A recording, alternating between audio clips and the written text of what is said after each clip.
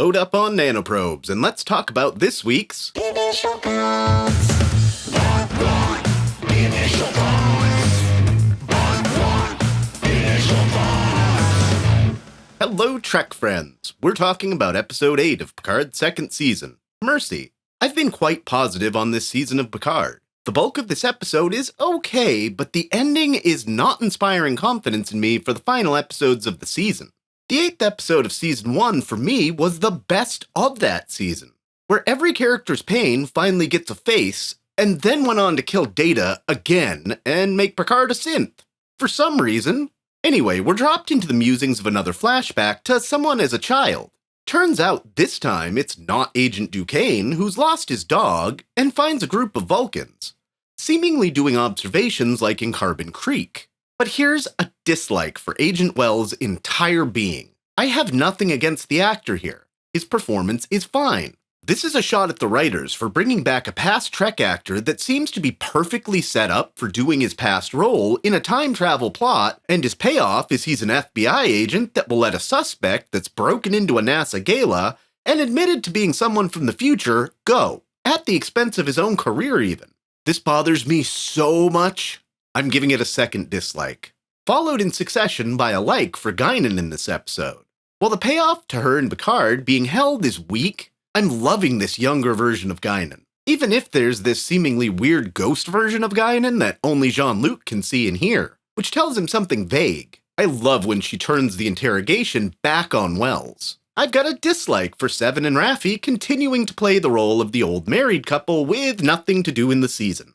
They find Queen Agnes looking for heavy metals in cell phones and car batteries so she can make nanoprobes and assimilate others, but ultimately just wander around LA again and get their butts kicked. This is the worst use of main characters in a season of Trek since Travis Mayweather. We get a bit more of Raffi's history of feeling guilty about Elnor. He stayed in the academy because of her even when he wanted to go back to Vashti. I feel exactly the way her son does about my own mom. Someone manipulative that you just don't want to have contact with.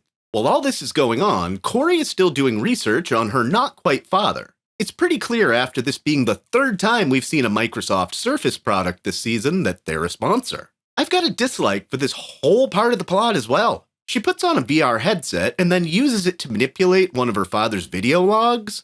Q hacks it and is able to not just interact with the environment, but turn things around like a test tube. Geordi didn't even have this level of recreation in Identity Crisis.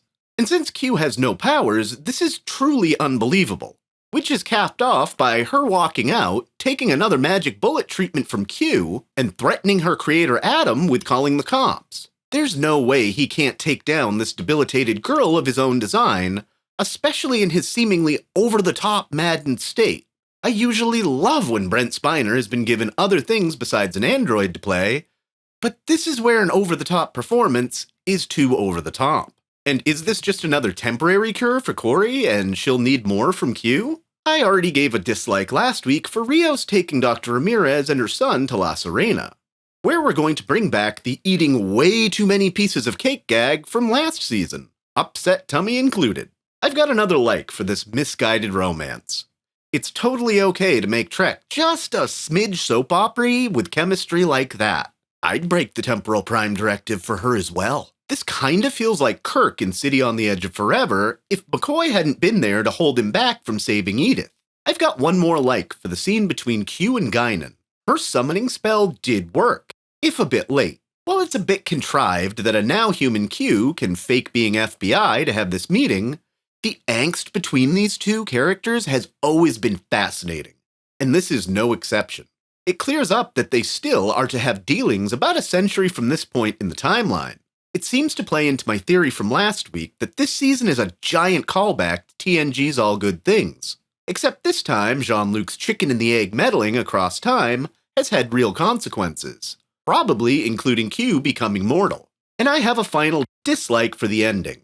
While this does seem to be what I expected with the Borg Queen creating a collective, why would this disgraced scientist still have the kind of pull to get a Black Ops mercenary team on a whim? And why would these soldiers put up with being assimilated so casually? Are these super soldier drones really going to be our hero's foil to close out the season? I really thought we would have tied up more loose plot threads in this episode. In general, this just feels like it wandered off the beaten path of the season. While the acting is great all around except for the ending, it does nothing to move the plot forward. We've still got some lingering questions about Picard's mom. Where does Corey think she's going in a world she's never experienced?